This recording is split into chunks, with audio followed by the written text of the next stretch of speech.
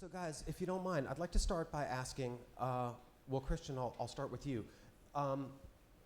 Do I assume correctly, since you come from New Orleans and from a very well-known musical family in New Orleans, your uncle, as most people know, is the saxophone player Donald Harrison Jr., and both of you are part of a large family of musicians. Was it a foregone conclusion that you were going to be a professional musician? Was that just assumed when you were growing up? Well, it's interesting. So in my family, you're sort of made to pick an instrument by the time you're 11 or 12. I think the gist of it is that, you know, to develop the ability to play well, you have to sit down and stay still, right, and quiet. So I don't necessarily know that that's what they're planning on, but like my grandparents and my parents, you know, they kind of want to keep these kids at bay. So they say, well, here's a saxophone or here's a clarinet, and it sort of grows into something else. When I was small, one of the things that was really important for my grandfather and my uncle is like all the males in my family box. And so when they get pretty good. That could be dangerous for your embouchure. Yeah, definitely not good for my embouchure. But when I was small, I wanted to be a boxer, and it was the same for Donald, and my grandfather was the same. But you know, my family's also pretty heavily steeped in the Afro-Native American or Black Indian tradition here as well. And this, as much as it is a people, part of what's great about it is also the musical tenets of this culture, right? And so my grandfather was a really incredible singer. He was the only guy that was a big chief of 4 different tribes of Black Indians here in New Orleans, and his voice was really amazing. And I think his singing voice in that form of folk music was really the catalyst for everyone in our family to be more interested in music. So we lived in an environment where you're sort of inundated with sound every day. You know, these drums and different guys chanting and things of that nature. So when I was a little boy and I would see that, that's probably the more formative things that happened that made me want to play music. But I don't necessarily know that there's one thing that points to why we all ended up playing well later on. Well, professionally is really what I mean. I mean, Yeah. when you were 9, 10, 11, 12, were you thinking, well, you know, the way I'm going to make my living is on the bandstand? Yeah. Or were you thinking I might be No, a teacher, immediately. or I might be a boxer, or whatever? No, as soon as I started playing the horn, literally maybe a few days after I played the horn, I knew I wanted to do this with my life. But I was also really fortunate, like you said, my uncle's Donald Harrison Jr., and he wasn't a guy that was going to let you just pick up the instrument and be terrible, right? So it was like, you know, I was being drilled every day, all day, until I was 21. So Jamison, I know that you're from Florida originally, and you moved to New Orleans to go to grad school at the University of New Orleans, and then stayed, and you've made New Orleans your home. Thank you for doing that. And I also know that your dad, as you were growing up, was a Baptist preacher. Is that correct? Use the mic. My grandfather was a Baptist preacher for years. Well, really more like Pentecostal preacher. Okay. And so, not only even him, more exciting. Oh man, definitely. Him, my uncles, you know, his brothers. It was just everywhere. You grew up in the church. Oh yeah, my dad was a piano player, songwriter. So it was just Professionally? In the gospel realm, yes, professionally, which is a whole nother. Well, circle. actually, tomorrow at this hour, we have a panel on the business of gospel. Oh man. So why don't you come on back and help us out? Hey, you know, my dad. To be honest with you, you know, that environment was just, it was around me, and to be a little bit different from Christian. Like, you kind of didn't have a choice. Like, it was just like, you know, this is what you do. You know, you wake up, go to church, and music was synonymous with church. So for me, you know, if it wasn't for my mom taking the step to actually, you know, say, okay, you know what, you're going to legitimize this gift and this surrounding and upbringing that, you know, you've been, you know, placed in, and we're going to take that and we're going to do something with it. And she put me into the arts programs and the, you know, all of the different, you know, schoolings. That's how I got into jazz. If it wasn't for her, if it wasn't for just that member in the family, just like, you know, your aunt, you know, Donna Harrison, saying, you know what, let's do something with this. Like, if you're gonna do it, you know, let's focus it. Let's make this, you know, something that you can really succeed at. Well, how old would you say you were when you really first started to think of yourself as somebody who was going to be a professional musician and that was what you were going to do for a living, for your livelihood? Ooh. For a living, you know, again, growing up the way I did, playing music was just a way of life. So it was never about a living. I didn't even think about the fact that I can make a living doing it until later on. And when I decided to go to college, and you know, I was going to go to college for pharmacy because it was just about getting a good job, you know, having a good career, especially being in Florida. It's not. You were studying for pharmacology? No, that's what I wanted to go to school for. And the reason why is not because of pharmacology. It was about having a good job, you know, Floridian life, you know. Well, in the old days, pharmacology and jazz music were actually something that went well together. It's not like that anymore. Yeah. No, but because of those experiences that my mom put me into, and because of all the arts programs and all of that, I started to be exposed to the fact that I actually could possibly make a living playing music outside of the four realms of the church. You see what I'm saying? And once that happened, that opened up the floodgates. So you actually were first conceiving of it as possibly being a professional gospel musician or a church musician. Yeah, if you want to call that professional, I'm not against playing gospel professional, but I just feel like there's a large, world of music out there, and if you only play gospel, that's tough. That's very, it's tough. And I'm seeing it now. I have friends, and they have other jobs, because it's not like straight jobs. Yeah, So and that's just my honest opinion. Some people say you can do it, but I feel like if you really want to get the full creative, artistic, juice out of music and out of artistic creation in general, I think there's a lot out there for you to get into in general. And that's coming from somebody who comes from, playing in church. So both of you, the reasons that one of the reasons why we wanted you to be here today is because you're both relatively young. I'll say you're both young musicians, and both are increasingly renowned and successful. And I think there's a lot to be learned from your experience, especially for younger musicians who are just now coming up and starting to explore the possibilities of a career as a jazz musician. So both of you started to think about professional careers in music as performers, studied seriously,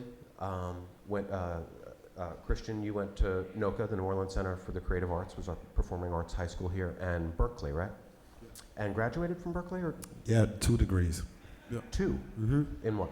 And professional music, which is like music business, and also film scoring. But they allow you to test out of classes, so I completed 2 majors in 3 years because I went to NOCA. It actually helped me out a lot. Because by the time I got to university, I had all of the theory and everything down. So when you take the entrance exams, you can skip years of class, really. So, shout out to NOCA. Great. Well, the reason I ask, because there are a lot of people that go to Berklee but don't finish. And Jamison, I forget where you went to college. I went to Florida State University. Which has a renowned jazz program. Yeah. A lot of great musicians have gone through there. Pat Metheny, right? Yeah, quite a few. I mean, even Jocko, like modern, aTunde Charles, there's a lot of great young musicians on the scene that come through that whole area down there. But, just like, Christian in general, I went to art school as well in Florida, Douglas Anderson School of the Arts, okay. which was a pretty similar program as NOCA. So I did the same thing, test out of theory classes, music history, you had a very high level once you get into college. How old were you guys when you started gigging professionally? So I started going on the road when I was 13, so this is 20 years ago. Yeah, about 20 years.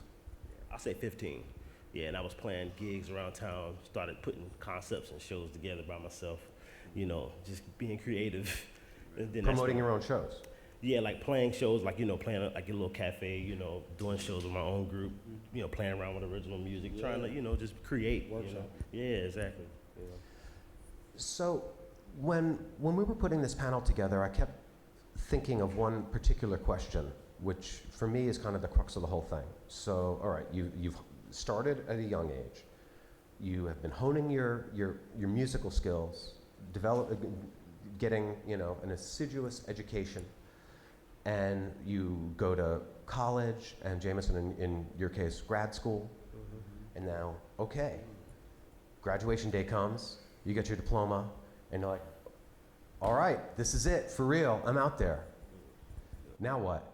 You want to go first, or you want me to go?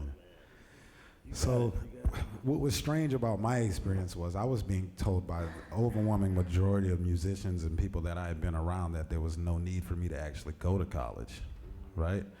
So when I finished at NOCA, You're nodding like that's what a lot of people say. that's common if you can play already, right? Right, because you're validated in the way that counts, right? You don't need to be like accredited by a university because that's not how this music is actually taught, right? You learn it on the bandstand, not in the classroom. But you disagreed. You thought that it was obviously. Well, it was sort of complicated, right? I didn't, like you spoke about your mother earlier. I was thinking about my mother. I thought about all the sacrifice that her life was inundated with. To make sure that my brother and I could actually have that as a resource. And I wasn't going to not do it because of the opinions of people that didn't take care of me. So I decided that I was going to go to school. But, a big part of it was, by the time I got to Berklee, I was in McCoy Tyner's band. I was playing with Donald. I had started working with Prince, actually, rest in peace, when I was 17 years old. My purple today. Yeah, I don't have purple, but I got to catch up. So I was in a myriad of groups playing with Eddie Palmieri and doing salsa music and stuff in a lot of different musical environments. And other than my uncle's band, all the rest of the musicians and band leaders that I played with were like, there's no point for you to go to school. But I think a big part of that was also they knew that if I was in school, I wouldn't be able to be on the road with them as much, right? So it was their self-interest. Which is fine if somebody's paying you to do. They have a right to have an opinion about what you do, but I don't necessarily know that them opining about my future and my education was appropriate at the time, But yeah, it's strange how quickly that time passes, though. So it's always my recommendation you go to school. Okay, so so when you graduated, you've got some professional experience. Yeah. But so what I was your wasn't first nervous. move when you graduated? Well, so before I finished school, I had signed the deal with Concord Universal Music. So I wasn't so nervous about, sorry, this thing is ringing. I wasn't so nervous about what my next move was going to be. I was more nervous about whether or not my next move was going to be impactful, right? I had already seen that,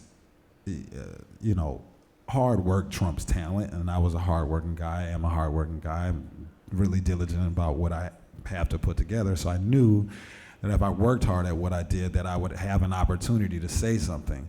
What I didn't know was if what I was going to say was going to mean anything to anyone, and that was what scared the hell out of me, right? Yeah. Jamison? Yeah, it's funny. I'm a little bit different from Christian because I was in Florida. You gotta remember that. So I didn't. It's not a deep musical tradition down. Really, retirement. It's not really kind of like a deep musical culture like New Orleans. So for me, it was really climbing from the bottom up. And so my mom putting me into these arts programs. I went to art school, Douglas Hanson School of the Arts, which is a great art school down there. I moved to Tallahassee, Florida State University, great jazz program. And so the institution of jazz exposed me to all of the different things I could get into. There's competitions, I won the Thelonious Monk International Jazz Competition, which happened in 2012 for drums. It was the first time in 20 years. So it's only 2 drummers to win it. The last drummer was 20 years ago, and they never do drums for the competition. Some of the notable people, Gretchen Parlado, you have even the great Marcus Roberts, the one who I studied with at Florida State. There's a few. Ambrose, aTunde, you have Lionel Leweke, a lot of great musicians, Jackie Terrison, come out of this competition. So just like Christian, he came out of high school with Concord record deal. I got a Concord record deal as well from that competition. So it was me being in college, really in Florida, and I was really the black sheep of the competition. I didn't think so because I felt like I knew all the musicians around me. That's what talking about it. I remember. It was like, before. But I was just playing music just like everybody else. But I wasn't in New York. I didn't move to New York to get in the crux of everything. That's where everybody was. This was 2012. Were you living in New Orleans at that point? I was in New Orleans at grad school. So you were still in school. I was still in when school. you entered the Thelonious Monk competition. Yep. And so when you did that, because that was actually one of the things I really wanted to ask you about. because there are some people that finish school and they're like, okay, I've got to get a record deal or I got to hit the road, and then another option that certainly in your case has proved beneficial is to apply for this very illustrious competition, the Thelonious Monk International Jazz Competition. And so was that, I mean, how hard was that? Well, to me, I'm a natural musician, so for me, it's all about being free and creating. So I'm never looking at it like a competition. The funny part is my wife had to make me do it. Because for me, it's like, man, I love music, and at that point, I wasn't necessarily, how can I say, I'm not motivated. Success to me is a little bit different from what it would be from, I guess you could say, an average young mind, notoriety. I didn't care about it. For me, it wasn't about that. It was about creating music that was special. That was the root for me. So when I did the competition, before then, I had already been touring. So I had been kind of making my ways through the jazz community. I went to this Betty Carter Jazz Ahead symposium in the Kennedy Center. And so basically, I'm like making my way through the jazz ranks. And so touring in other people's bands? Or? Yeah, Carmen Lundy, she's a vocalist. She's a Betty Carter protege, like really deep. I mean, I really owe her a lot. She found me. I went to Betty Carter at 18 or 19 years old, my first year in college. And then she took me on the road about 2 months later, and I was on the road with her. I just finished my last tour with her actually a couple weeks ago. So, and I'm not in her band anymore because I have my own thing going on. But essentially, I play with her. I'm making my way, going to the festival circuits, meeting musicians. Okay, this is actually really important. So both of you guys, even before you're finished with school, you're out on the road as working musicians. Exactly. But is it true in both cases you were basically working in other people's bands, more of a sideman type situation? Yeah, well, for me it was kind of half and half. Okay. Yeah. So doing gigs under your own name with your... When I was at Berklee, my band, we played in the Northeast a lot, but we also, by that time, we were touring in Europe pretty heavily twice a year by the time I was 18, 19 years old. So. Wow. Now, did you have any kind of professional representation at that point, booking or management? Yeah, Joe Chris was my agent. Okay. Yeah. The famous Joe Chris represents everybody. Yeah, at Even one point or another. Even know it. Yeah. Yeah. Chris. Oh, man. It's funny. No one wants to talk anymore. Man, no, it's killing. Jamison, did you have, before you finished school, did you have a manager or a booking agent or anything? No. You just sort of hit it, kind of just booking your own gigs, like I got my date book, I got my phone, and I'm taking calls. I had a tour. available. I was touring with other people. I was a sideman, predominantly a sideman. I mean, you got to think, for me, my career as a solo artist now encompasses singing, which completely is completely a different thing for me. And you're a now. drummer. I'm a drummer.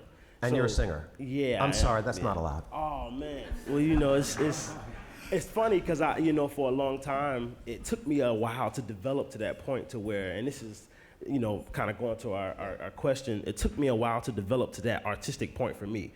It took me a minute to say, okay, you know what? Let me take how I hear the music and how I was brought up in the music, as well as all of my, teachings and my learnings and everything, all of my education, and combine them together. And so for me, when it talks about the jazz career, I think the first thing, that I wanted to identify, I think anyone should identify, is what it is that you want to do.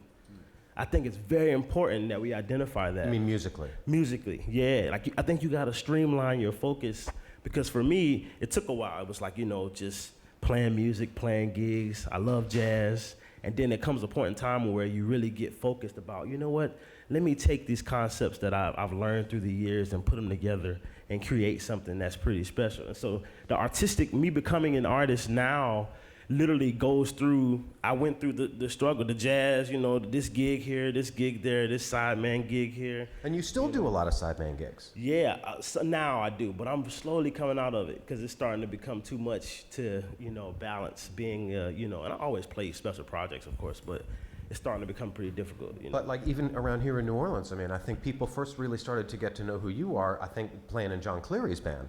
Yeah. who's not even a jazz musician. He's not, yeah. And Although that's, he's incredible and amazing and a Grammy winner now, but you know, it's kind of like off the beaten path sort of for well, you. that's why I moved to New Orleans. For me, I didn't want to just play jazz. For me, I wanted to. So that's the secret to a career in jazz. You moved to New Orleans. I'm sorry. Okay, we can go now.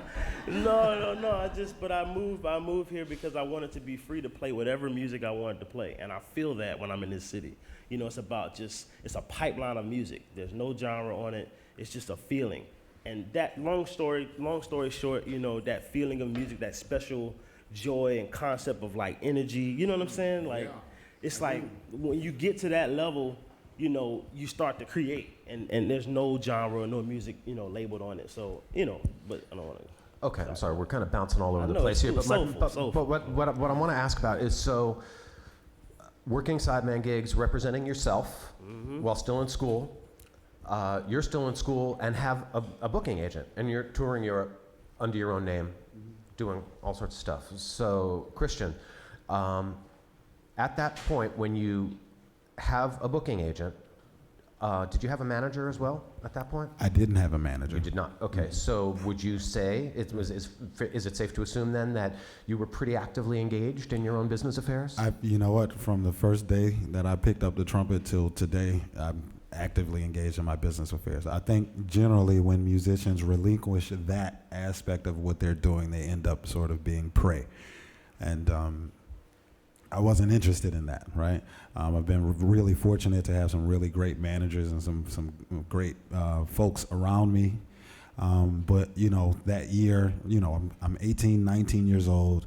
I'm at Berklee. I'm being vetted by Blue Note and Warner Brothers. Eventually went with Concord and Universal Music, but I started my own record label when I was 19 at Berklee.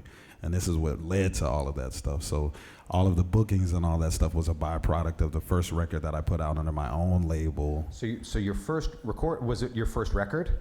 It was my first record. So your first record was something that you released independently on your own record label. So exactly. you incorporated Absolutely. a label, not just a matter of like pressing up some discs and throwing them out on the Oh, street. not at all. We had other artists thing. and everything. Yeah, it was 3 bands, which was really cool. And we used to sell CDs out in front of Berklee. Actually, we made a deal with the dean of the school, Lawrenceburg, before he left the school, and we used to sell records for $5 out in front of the school, kind of like the hip hop guys, like, you know, walking all over the city, and it ended up, growing. So into you were all this a real entrepreneur starting at a young age. I just didn't want.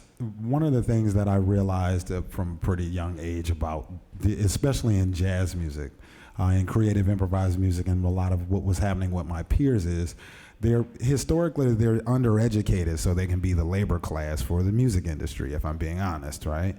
I have 2 younger musicians that are in my band now. One is at Juilliard, the other one is at the Manhattan School for Music, which are arguably the best schools for a certain type of music in the world. Can anyone in the room explain to me why they don't have one music business class? Nor at NOCA. You see what I'm saying? Right, which I have a theory, right?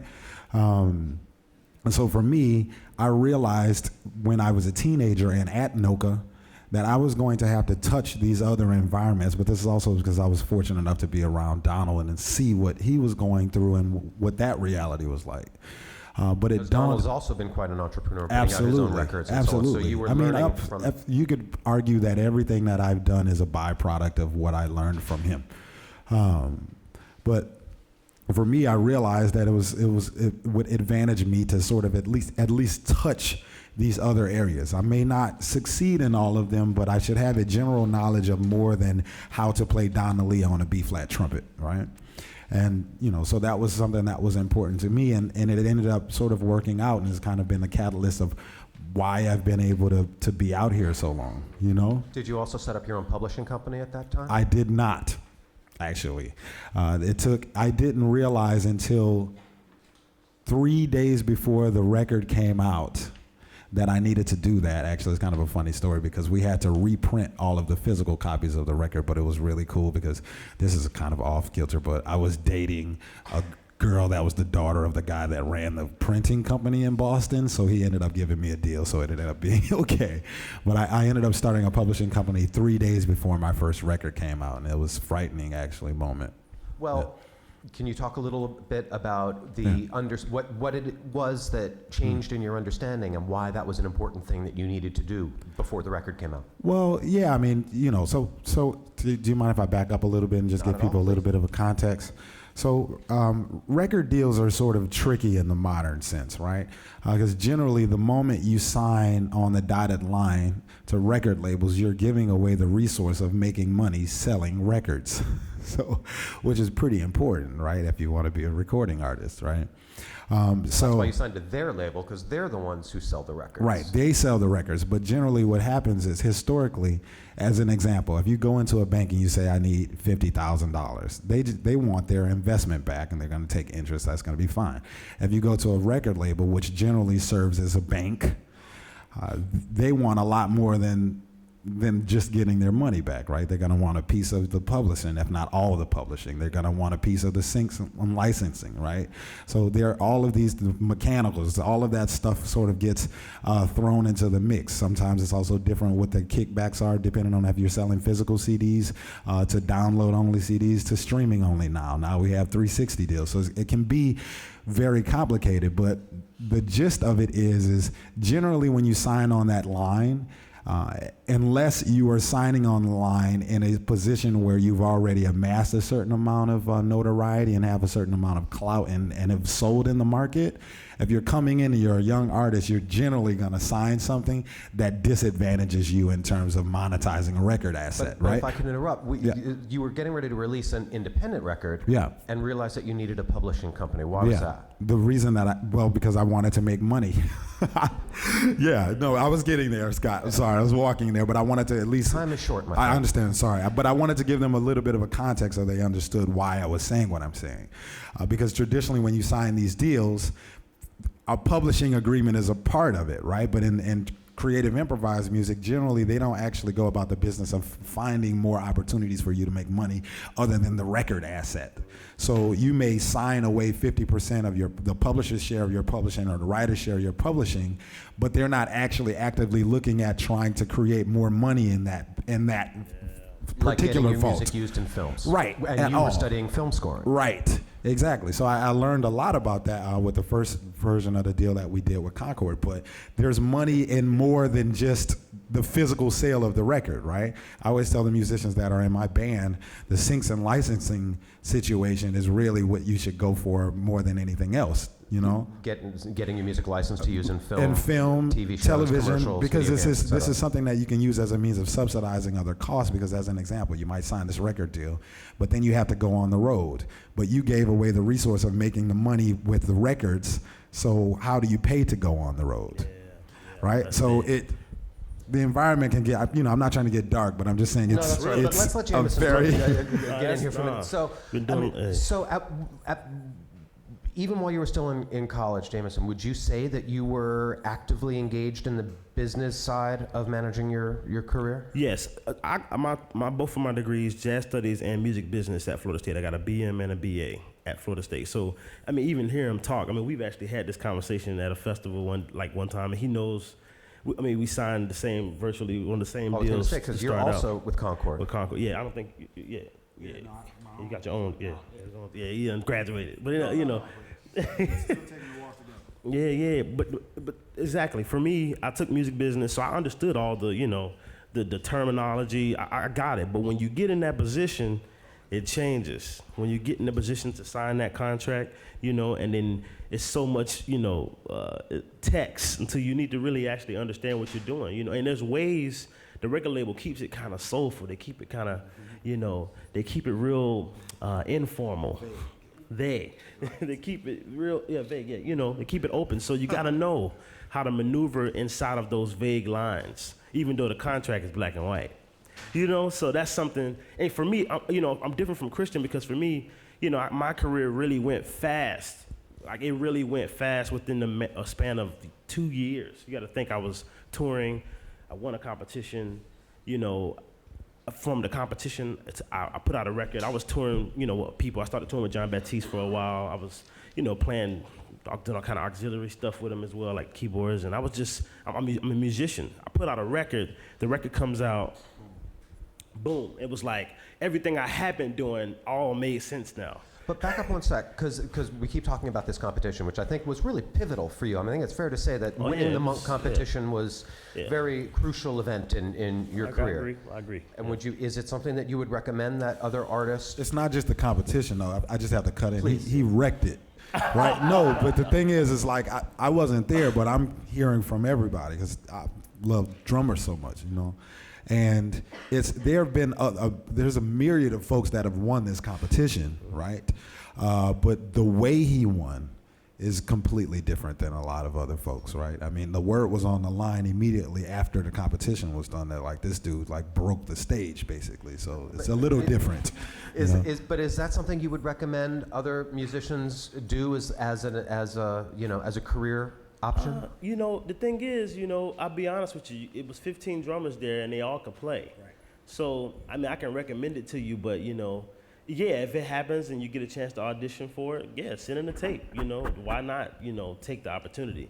But, you know, I didn't put all my eggs in that basket. When it happened for me, it changed my life, though. You see what I'm saying? So yeah, do it, but, you know, you gotta keep pushing towards, you know, whatever you're trying to get to in your music career without that competition. And you can do it. Prime example.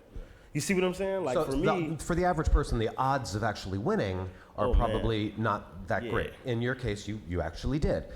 And so here's something I wanted to ask you. So you win this competition, and one of the prizes is a record deal. Oh, man. And so they say, okay, you won the competition. It's kind of like, I always kind of imagine like with those TV shows like The Voice and American Idol.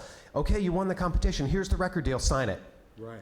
It's like, what kind of negotiation do you have at that point? Can you like take this deal that Concord's putting in front of you and say, you know, thank you very much, but talk to my lawyer because these three things in here, no, that's not going to work. Well, I'll be honest with you. You know, I actually didn't sign the contract at the competition. They give you the choice to sign the contract before you play, you know, your competition. You play, right. And you can either sign it or not. Which is deep. Before you play. Before you play. So I didn't sign. Before you even win? Yeah. Before you win. Before you even play your before. I mean, like early on, you just have to sign the contract. They make you, you know, sign it before, no matter what. If you win. So I didn't sign mine. That's what's so amazing about it is. The fact that you won and you didn't sign it. I didn't sign it. The label still, because they have the choice to not record with you. If you don't really have a vision, you know, they can really actually, you know, if you don't sign it, it can be a loss for you. They can just be, well, you didn't sign the contract. But then I didn't sign it and it wasn't a loss. It was almost like, yeah, you know, it took me 3 years. And when I told them I wanted to sing, they kind of looked at me a little crazy, you know. Yeah, Chris was like, you want to sing, you know, on the whole album? I was like, yeah, man. I said, bro, I want to sing on the whole album. And he was like, well, you know what, I like doing. Yeah, Chris, he dared to do it. I'm sorry, who are we talking about? Chris Dunn. He's a producer, A&R. He's produced every record of mine. Produced my record as well, yeah, you know, and he did, I didn't sign anything, and I think to this day, I don't think I still have signed the record contract. That's the secret to a successful career in business is just don't sign anything ever. Yeah, because but not signing a lot can advantage you. If we're being honest. Even now I have regret. My record was nominated for a Grammy. I think Prince would approve. Yeah. Oh man, actually, I know he would have approved. Yeah, you know. I mean, now the record, I got nominated for a Grammy for my first record. When that happened, it put a lot of stuff in my court. So now here I am. I still haven't signed anything, you know. And now, you know, I'm gonna record again, you know, later on in this year. And of course, they want to renegotiate the deal, and they're like, well, wait, but you never actually.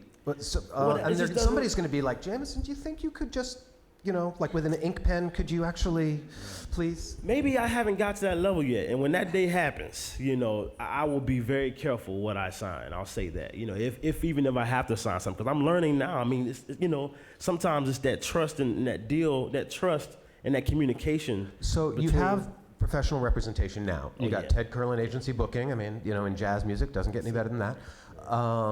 You have a manager? I have a manager, yeah. 360 Total Solutions, yeah. Great. So with that, how active would you say that you are now in the business decisions affecting your career?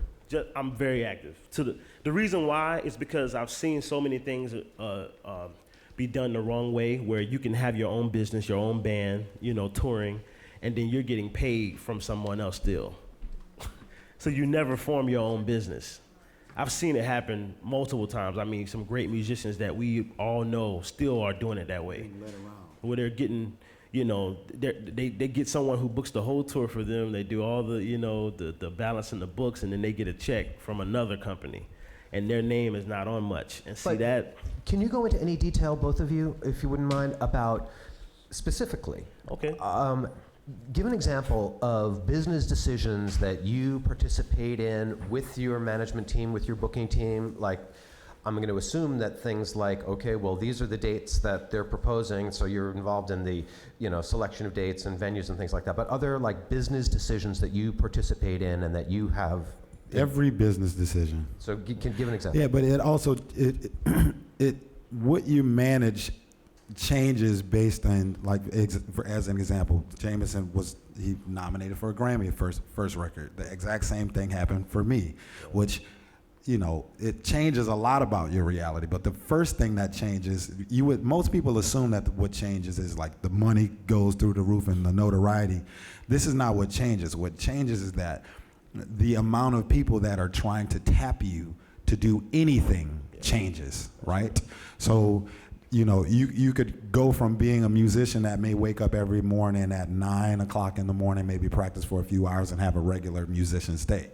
You go from that guy to being a guy that doesn't go to sleep until 3 in the morning, has to be up at 7 because he's got an interview in Tokyo, right? And it's the afternoon there, and this is the only time that person can do that, right? So in terms of the decisions that need to be made, it's not, our industry isn't so hard, right? If I'm being honest.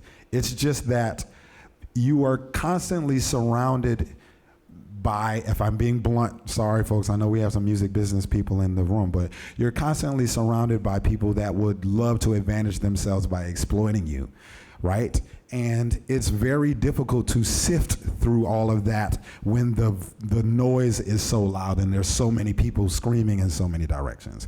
But from what I've seen of his career, from what I know about my career, there isn't a decision that's made that's outside of something like what time the band has to be picked up from the airport that my hands are not in, or I don't at least need to vet out, because it could be a very, very bad and rough year if I don't look at that document that got signed, that got sent to the syncs, the person that wanted to sync one song for a film that's happening in Taiwan, Taipei, right?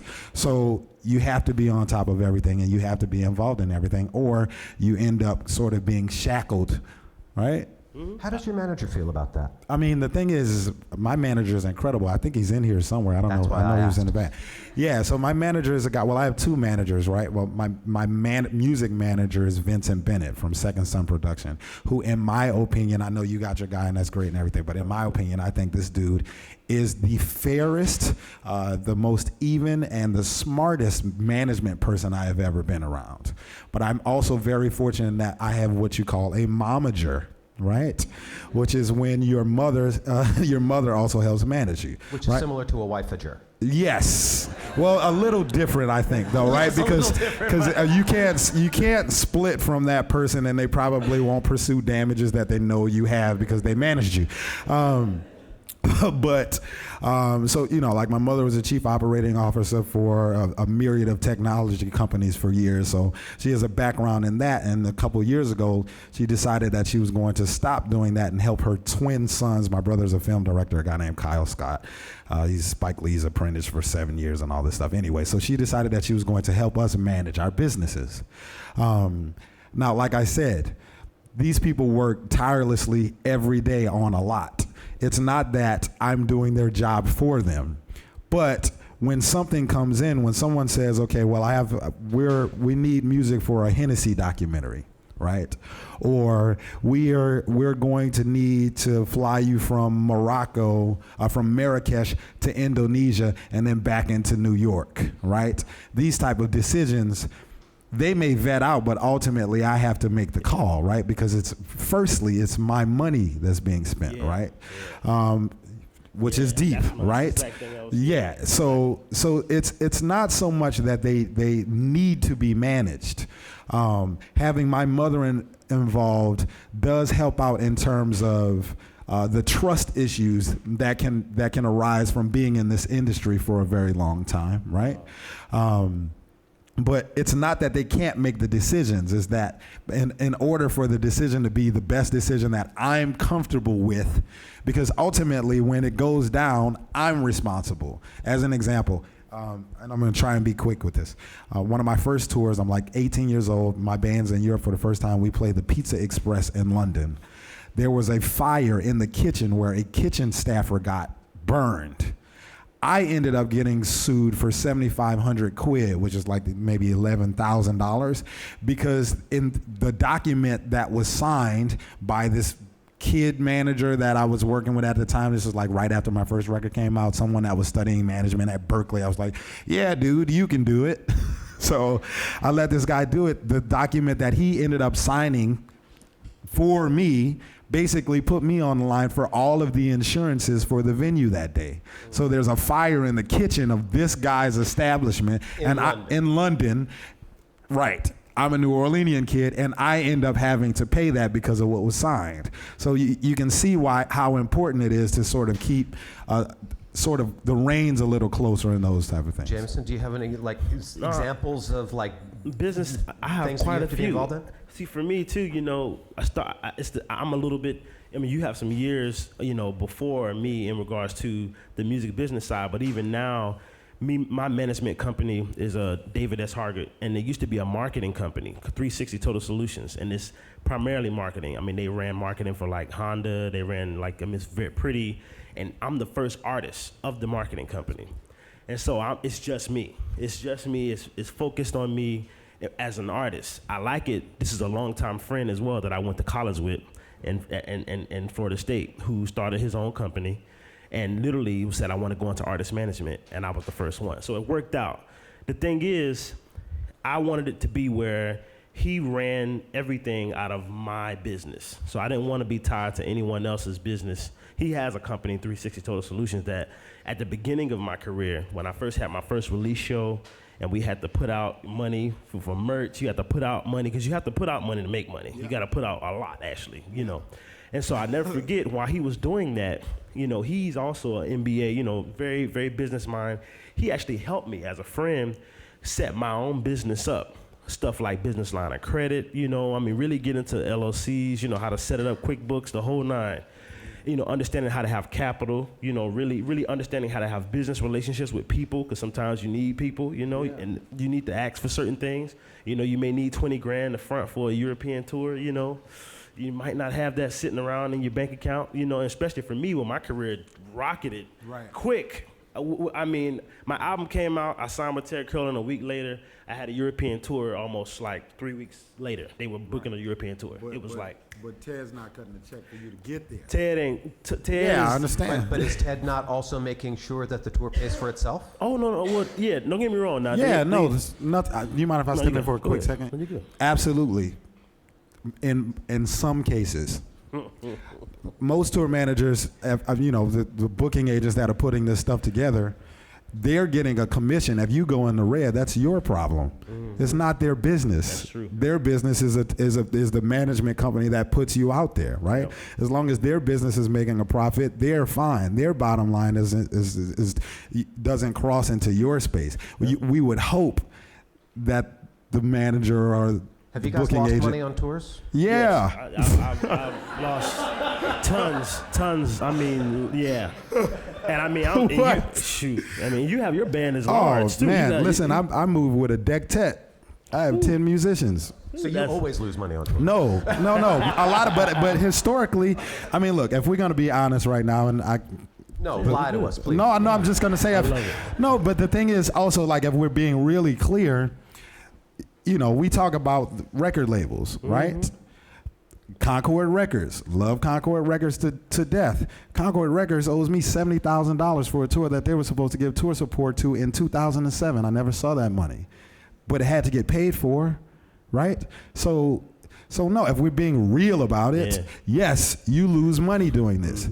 But you can't really come out here unless you're prepared to do this. And I want to leave some time for questions. So Yeah. if anybody has any questions, now would be the time to approach the mic. But in case they don't, all right, 2 quick ones from me. Spotify, yes or no? No. And can I? This is not going to be quick, but people need to hear this. Sorry.